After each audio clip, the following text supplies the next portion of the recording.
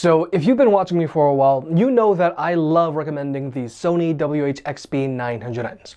Now technically, these headphones are geared towards bass heads, but nonetheless, these are just a solid pair of mid-tier ANC headphones that you just can't go wrong with. And now we have the updated Sony WH-XB910Ns, which do have some notable upgrades over the XB900Ns. Now overall, the XB910Ns are also a solid pair of mid-tier ANC headphones. However, there are some things that I do prefer on the XB900Ns over the XB910Ns. But nonetheless, let's see what the XB910Ns are all about, and let's see if it's worth upgrading if you already have the XB900N. Now regarding pricing, the XB910Ns retail for $250, just like the XB900Ns when they first came out. But just knowing Sony, I expect these headphones to go on sale on a regular basis. But if you want to get a killer deal, the XB900Ns are still a solid pickup even in late 2021 or early 2022. And you can easily find them on sale for like $150 while supplies last. Nonetheless, if you want to pick either of these headphones up, they'll be linked down below. And if you want to further support the channel, check out the merch shelf down below. I've made some shirts and hoodies that look and feel great. And if you've been watching me for a while, you know I can be very particular. So I'll only set my name on something that I'm really proud of. Now first, let's talk about the most notable upgrade that I'm also very appreciative of, and that's the case. The XB910Ns now come included with a nice hard shell case, whereas with the XB900Ns, they came included with a carrying pouch. So if you plan on traveling or commuting with these headphones, you don't gotta worry about them if you stuff them into a cramped backpack, cause their case is going to keep them protected, unlike the carrying pouch from before. Now, the only thing that I do want to point out here is that even though this is a good case, it's not as stiff as the 1000XM4's case, but I think that's a non-issue. But nonetheless, I'm glad to see that the XB910Ns now come included with a hard shell case, cause I do think it was overdue. There are a lot of other headphones in the same price range that already come included with hard shell cases. But now let's talk about the headphones themselves. Regarding build quality, the XB910Ns do have some minor build quality improvements over the XB900Ns. Now, just like before, the XB910Ns have a mostly plastic body. But this time around, we've got two different types of plastics. The ear cups themselves are smooth plastic and the headband has a hit of textured plastic.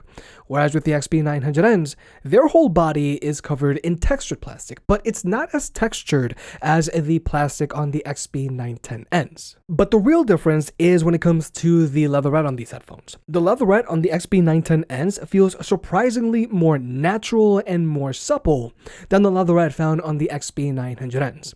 Now, the leatherette on the XB910Ns doesn't feel as good as the leatherette found on Bose's headphones, but I still think this is a pretty big deal because Sony's leatherette has never really been the greatest. I've always felt that the leatherette found on the 1000XM4s just feels too plasticky. But now let's talk about the design of these headphones, because this is something that does bother me about the XB910Ns. Personally, I just hate how bulbous this headband looks, because for comparison's sake, the XB900Ns are a little more low profile, and the 1000XM4s are just way more low profile, which just looks sleeker. I just can't help but feel that Sony is reverting back to their rounder headbands that were found on the Sony 1000X Mark I and Mark II, and the rounder headband that was found on the Sony XB950N1. And if that's the case, stop it.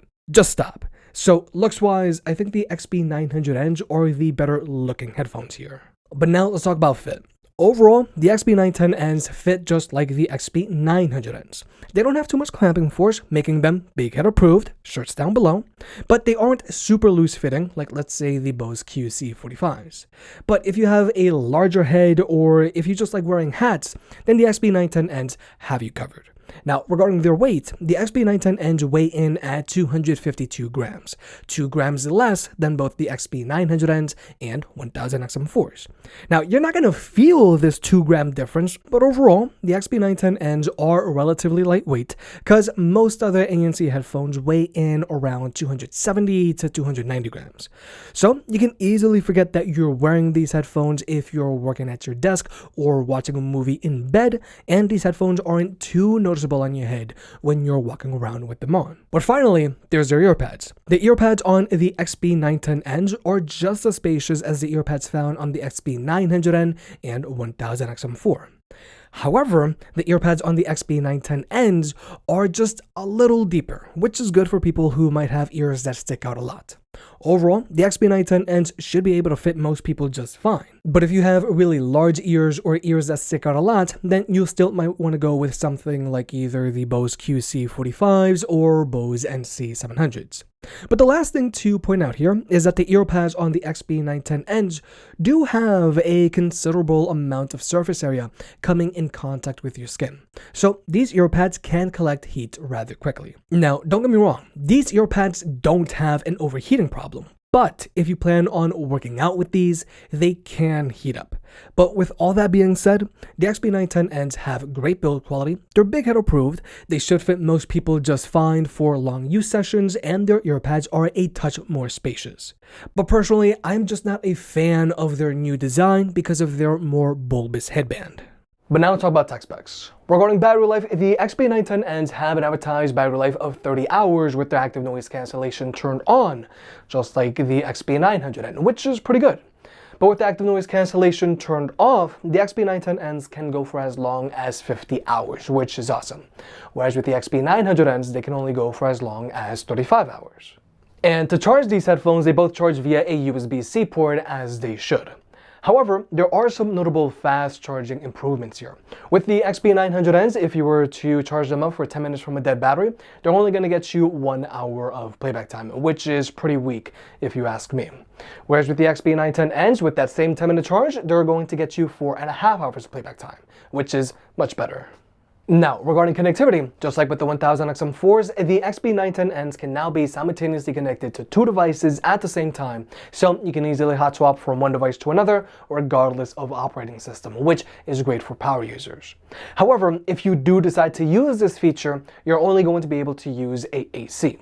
Now, if you're an iPhone user, this doesn't matter, but if you're an Android user, this means you're going to have to sacrifice LDAC.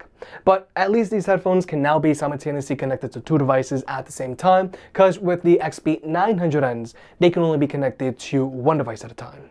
And when it comes to performance, these headphones have a 0 latency across the board watching movies or videos on your phone, whether you're using an iPhone or an Android device. And when it comes to audio codecs, the XB910Ns have support for SBC, AAC, and Sony's own LDAC, the same stack that you'll find on the 1000XM4s. Now, the XB910Ns don't have aptX and aptX HD support like with the outgoing XB900Ns, because Sony is currently removing aptX support from their newer headphones in favor of their own LDAC. Now, if you're an iPhone user, aptX and LDAC really don't matter. iPhones top out at AAC. This really only affects Android users. But if you want to, you can always just use a wired connection with these headphones because they still have a 3.5mm audio jack and they still come included with an audio cable. So if you want to, you can always plug them into the new high impedance audio jack found on the new 14-inch and 16-inch MacBook Pros, just for the funsies. Now, in all seriousness, you can't use the USB-C port on these headphones as a wired connection, and you also can't use them while they're charging, but you can always use them passively, unlike some Beats out there which don't come included with audio cables and you can't use them passively. But now let's talk about actually listening to music with these headphones. For the most part, Sony's headphones are people pleasers. Whether you like a neutral EQ or a bass-heavy EQ, both of these headphones should have you covered because they both have fully customizable EQs. So you can make them sound however you want, and you can have different EQ settings for different listening situations. Now, these headphones have the same instrument separation and the same clarity. But if you want something with better instrument separation, you might want to go with something from Bose or Sennheiser. However, the key thing to keep in mind about these headphones is that they are a part of Sony's extra bass lineup, meaning that they have more bass and you're going to be able to feel your music more with these headphones than you would with your average pair of headphones. Because for comparison's sake, having the clear bass slider on the 1000XM4s set to 10 is like having the bass slider on the XB900N set to 4. Now, if you don't want to use this feature, you don't have to, but I really like having the option to use this feature because all of the extra bass is just dumb fun when you're listening to music, and it really does add an extra level of immersiveness when you're watching movies with these headphones. However, for my bass heads, I truly regret to inform you that the new XB910Ns have less bass than the outgoing XB900N. Now, don't get me wrong, the XB910Ns have more bass than your average pair of headphones. They're going to rattle your head a decent amount, and they should be able to satiate most people who are looking for physicality out of their headphones. But they just don't have as much bass as the XB900N. I feel the XB910Ns have 20% less bass than the XB900N. But overall, the XB910Ns sound good. They should be able to please most people, and they have that extra bass feature if you want it. However, they just don't have as much bass as the outgoing XB900N, which personally I do find very odd. Now, regarding the media controls, just like before, the XB910Ns have a touchpad, and this touchpad is very good. It's very accurate and easy enough to use. Now, it's not perfect, but it's not problematic whatsoever. However, one pro tip that I would like to share here is that you can continuously raise or lower your volume by swiping and holding. You can thank me later. However, I do have to point out that these headphones don't have wear sensors like with the 1000XM4s, so they aren't going to automatically play or pause your music when you take them off or put them back on. Now, personally, I don't really care for wear sensors on my headphones, and I usually just turn that feature off, but I'm just pointing this out for the person that just needs to have all of the features. And when it comes to voice assistants, obviously you can always activate your phone's default voice assistant by just pressing and holding on the touchpad. But for my Android users, it could be worth activating Google Assistant integration. Your Google Assistant will read out notifications as they come in. You can always press and hold on the touchpad and get a notification readout that way. And you can even tell your voice assistant to toggle between your active noise cancellation settings. However, just keep in mind, Hey Google is still activated by the microphone found on your phone. The headphones themselves don't actually have always listening voice assistants. But now let's talk about the active noise cancellation on these headphones. The Sony XB910Ns block out an adequate amount of noise for a pair of mid-tier ANC headphones, and they block out a little more noise than the XB900Ns. And the Sony XB910Ns continue to block out noise all while still having barely any cabin pressure, which is always great for comfort. And their microphone array does a decent job of blocking out wind noise when walking outdoors. But so that you can see for yourself, we're going to jump into an ANC test.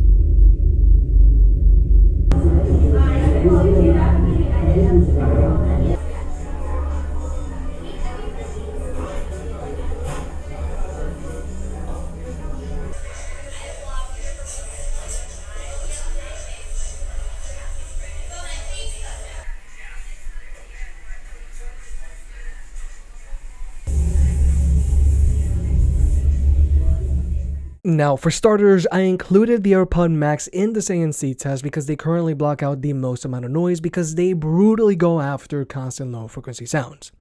However, the AirPod Max are not my favorite headphones when it comes to active noise cancellation because they have a lot of cabin pressure. That's why I still prefer both the Bose NC700s and Sony 1000XM4s. But with that being said, the XB910Ns are doing a noticeably better job of blocking out constant low frequency sound than the XB900N, allowing them to better block out road noise or airplane noise. However, higher frequency sounds still have an easy time getting in, so these headphones aren't super effective when it comes to blocking out chatter.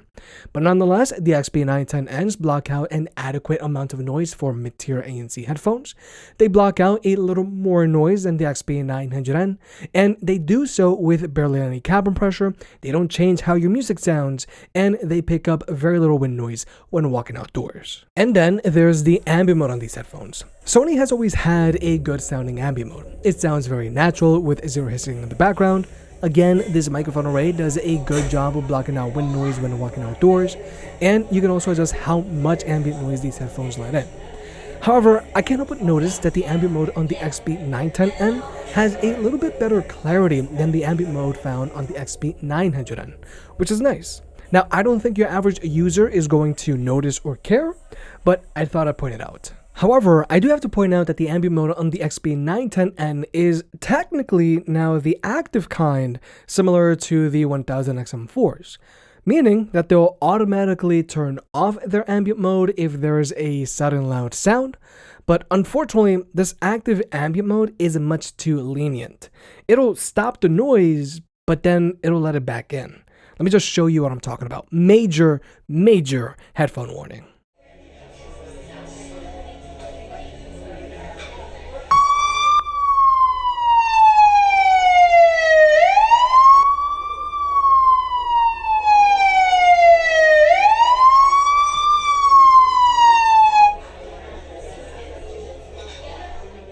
So, like you may have just seen, the XB910Ns stopped that noise, but then they just let that noise back in again. Whereas if you were to do the same thing with the 1000XM4s, you'll see that they react accordingly.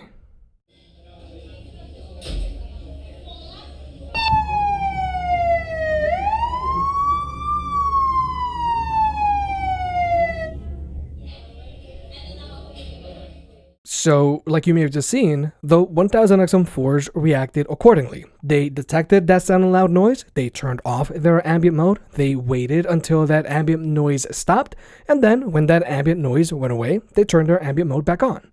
So overall, the XB910Ns have a good sounding ambient mode. They seem to have an active ambient mode, but Sony needs to make this active ambient mode react like the ambient mode on the 1000XM4s. But the last thing that I do want to touch on here regarding the ambient mode on these headphones is that they still have quick attention. So if you fully cover the touchpad on these headphones, they'll lower the volume of your music and pump in all of the ambient sound around you so that you can talk to someone without having to take your headphones off like this.